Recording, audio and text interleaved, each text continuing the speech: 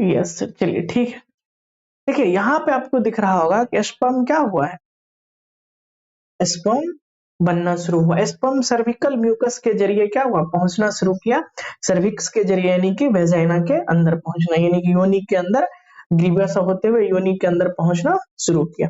अब इस प्रोसेस को यहीं रोकते हैं और अंडाशय से देखिए अंडाणु क्या हो रहा निकलेगा। अब यहाँ से आपको यहाँ पे एम्पुलर थैलेमस सेक्शन देखिएगा, अंडाणु क्या हुआ बाहर निकला और कहाँ पहुंचा, एम्पुला रीजन में। कहाँ पहुंचा ये अंडाणु, एम्पुला। आपको पता होगा कि जो फिलोपियन ट्यूब है उसके अंदर झालर नुमा संरचनाएं कह सकते हो, फिम्बरी होते, उसके जरिए क्या होता है अंडाणु पहुंचता है कहाँ, एम्पुला वाला। और एम्पुला में आपको यहीं पे आपको देखने को मिलेगा क्या, निषेचन घटना। और यहाँ से कौन जर्नी कर रहा है आगे की ओर, यहाँ पे स्पर्म चल रहा है आगे की ओर। स्पर्म यहाँ से जाते जा रहा है, बहुत सारे स्पर्म यहाँ पे कैप्चर भी हो जाते हैं, फंस भी जाते हैं।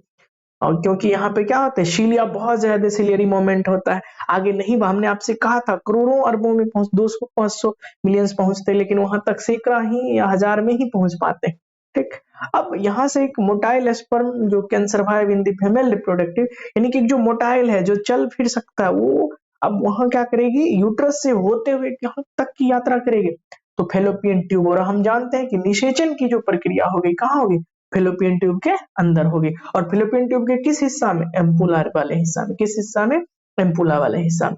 अब यहाँ पे अंडाणु आ चुका है, लेकिन एक साथ ही दोनों आते आ चुके हैं। यहाँ पे अब इंटरेक्शन होगा किसके बीच, अंडाणु और शुक्राणु के, जो कोरोना रेडिएटा को भेदेगा। कोरोना रेडिएटा को भेदने के साथ जोना पेलुसिडा को भेदेगा, कोरोना रेडिएटा के साथ अब किसको भेदेगा, जोना पेलुसिडा को भेदेगा। उसके बाद यहाँ पे शंकु बना, निषेचन शंकु बना। यहाँ पे जो हम आपको बताए थे बहुत सारे एंजाइम्स निकलते हैं जो इस पार्ट को गला देता है। अब जैसे ही एंजाइम्स इस पार्ट को गलाएगा, शंकु का निर्माण होगा, इंटर कर जाएगा को केंद्रक इंटर कर, कौन इंटर कर जाएगा, शुक्राणु का केंद्रक। और ऊपर में एक भित्ति बन जाएगी जो अन्य शुक्राणु को जाने से रोक देगा, निषेचन। अब यहाँ पे देखिए हेड वाला पार्ट ही क्या हुआ, अंडाणु के अंदर घुसा और केंद्रक निकल के कहा चलना शुरू किया, कैरियोजेनेसिस के लिए। हमने आपको बताया था प्लाज्मा मिला, फिर यहाँ पे कैरियोजेनेसिस होगा और दोनों आपस में जैसे मिलेगा कैरियोजेनेसिस, और फाइनली क्या हुए, निषेचन की प्रक्रिया। आपस में सारे समजात क्रोमोसोम आपस में जुड़ेंगे और एक दूसरे पोल पे जाना शुरू कर देंगे, और फिर यहाँ पे शुरू हो जाएगा क्या, विदलन, सेगमेंटेशन, यानी कि इसके अंदर एक खास प्रकार की कोशिका विभाजन। और यहाँ पे कोशिका तो विभाजित होगी लेकिन छोटा होते चल जाएगी साइज में। ये बन गया अब जायगोट निषेचन के बाद। अब इसी के अंदर देखिए जायगोट के अंदर ही 2 कोशिका बने लेकिन आकार छोटा हो गया, 2 से 4 बनेंगे और चलना ये शुरू कर दिया, चलना ये कहाँ की ओर प्रस्थान कर गए, गर्भाशय की ओर प्रस्थान कर गए। और इसमें प्रोसेस चल रहा है, ब्लस्ट मोरुला अवस्था आएगा, वास्टुलेशन हो जाएगा, वास्टुला अवस्था आएगा, फिर ब्लास्टोसिस्ट बनेगा ना।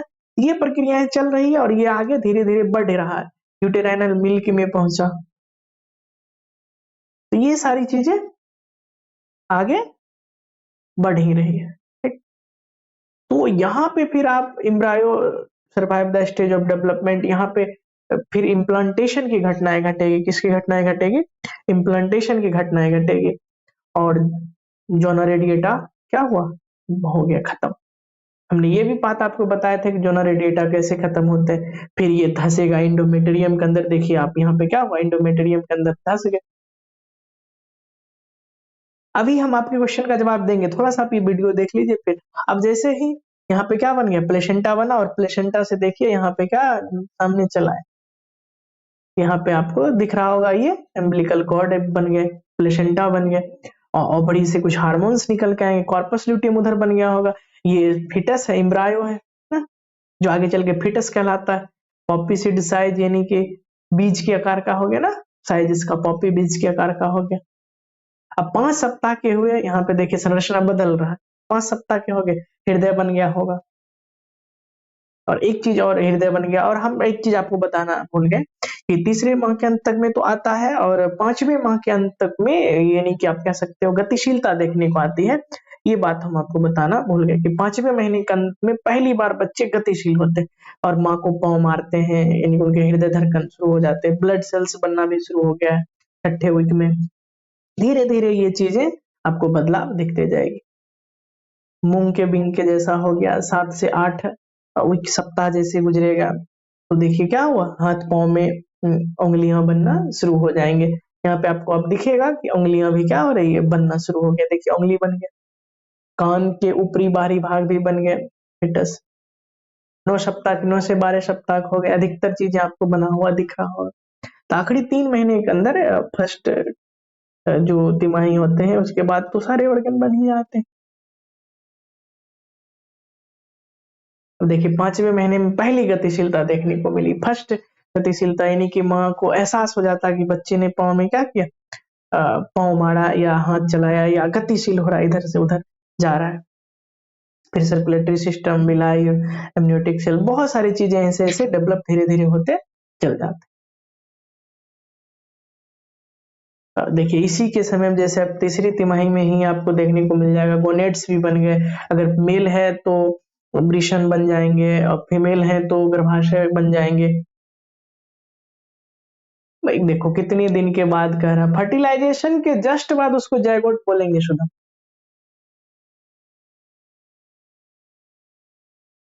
फर्टिलाइजेशन के जस्ट बाद उसको जायगोट बोलेंगे।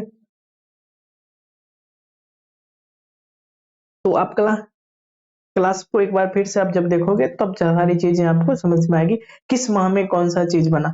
अब ये पूरा बुम्ब है, यानी कि गर्भधारण माँ कर ली है, ये माँ के पेट की संरचना है। तो इस प्रकार से देखिए ये यूट्राइनल मिल्क है, ये क्या है यहाँ पे आपको दिख रहा होगा, ये यूट्राइनल मिल्क है और इसी में बच्चे तैरते रहते हैं। उस समय नाक और आंख कान ये सब काम नहीं करता, जो इसके नाभि रज्जु होते हैं, देखिए यहाँ पे आपको नाभि रज्जु दिख रहा, प्लेसेंटा ये रहा और ये नाभि रज्जु, इसी के जरिए ये माँ के शरीर से जुड़ा हुआ रहता है, सारी चीज करता है। अब जैसे ही ये परिपूर्ण हो जाएंगे, विकसित हो जाएंगे, पूर्ण विकसित हो जाएंगे और एक सूचना माँ के शरीर के अंदर जाएगा और सूचना जाएगा यूटेराइनल मिल्क सारे के सारे माँ के शरीर से बाहर, क्योंकि एमनियन कैविटी फटा और वो सारा का सारा पानी क्या होता शरीर के बाहर। कभी कभी ये देखिए सर्विक्स वाले एरिया धीरे धीरे वो बच्चे धक्के दे रहे हैं और डाइल्यूट होते जाएगा सर्विक्स, और जो पेल्विक रीजन की हड्डियां होती है वो भी फैलते हैं। अब धीरे धीरे बच्चे क्या होंगे, शरीर से बाहर निकलना शुरू होगा। अब सर्विक्स धीरे धीरे फैल रहा है, धीरे धीरे फैल रहा है। इसी दौरान कभी कभी यही पानी बच्चे के नाक मुंह के अंदर चल जाते हैं, जॉन्डिस जैसी बीमारी देखने को मिलती है। अब क्या हुआ, जैसे शरीर से ये अब बच्चे का शरीर यानी कि खास करके सर बाहर आया, और जैसे ही सर बाहर आया फिर ये मोमेंट घूमता है और डॉक्टर आराम से पकड़ के शिशु को क्या करता है, शरीर से बाहर कर लेता। और साथ ही साथ देखिए जस्ट साथ ही साथ क्या आ गया, माँ के शरीर से प्लेसेंटा भी शरीर के बाहर निकल आया और फाइनली माँ, लड़का में गर्भाशय नहीं होता है शुद्धम, और फाइनली माँ क्या करती है, बच्चे को जन्म दे दी और मिल्क फेड यानी कि लैक्टेशन करवाती है, माँ अपने बच्चों को दूध पिलाती है।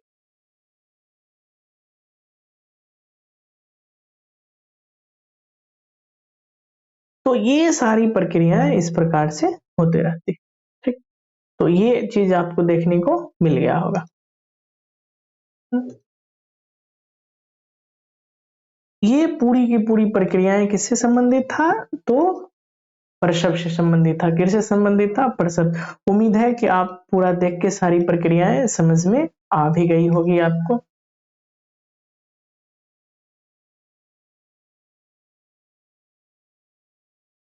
नहीं, आप समझ में आ गई चीजें। तो ये पूरा एनिमेशन था जिसको हमने आपको पूरा पूरा चीजें समझा दी है। एक बार आप देख लेना चीजें, अगर देखने का मन होगा पीछे करके वीडियो आप देख सकते हो फिर से बाद में। अब हम लोग चलते हैं, आगे बढ़ते हैं। कुछ क्वेश्चंस है, अगर आप क्वेश्चंस का जवाब देना चाहेंगे, क्वेश्चन करने के लिए तैयार है? क्या आप चाहते हैं कि सर क्वेश्चंस हो जाए दो चार, चाहते हैं कि आप क्वेश्चंस हो जाए दो चार, बताइए एक बार यस नो बोलिए फटाफट। आप चाहते हैं कि क्वेश्चंस हो जाए? कुछ क्वेश्चंस हैं, बाद में और क्वेश्चंस करवाएंगे, अभी फिलहाल आप कुछ क्वेश्चंस हैं उसका जवाब आप देना चाहें। कुछ 10 क्वेश्चंस ही हैं, 10 क्वेश्चन का फटाफट हम लोग क्या करते हैं, आंसर ले लेते हैं। आपके सवाल का क्या जवाब दें बताइए। अगर 2 शुक्राणु चल जाए तब सर 2 शुक्राणु नहीं जाता। हमने आपको बताया था कि मानव में निषेचन पॉलीस्पर्मी नहीं होता, मोनोस्पर्मी होता है। क्योंकि जैसे ही जोना पेलुसिडा के अंदर हेड किसका शुक्राणु का हेड प्रवेश किया, एक और लेयर फट से बन जाता है। पूरा प्रक्रिया समझाएं, आप थोड़ा सा पीछे जाके वीडियो को आप रिवाइज करके देखोगे पिछले क्लास में, तो आपको सारी बात समझ में आ जाएगी जिसमें हमने निषेचन फर्टिलाइजेशन पढ़ाया।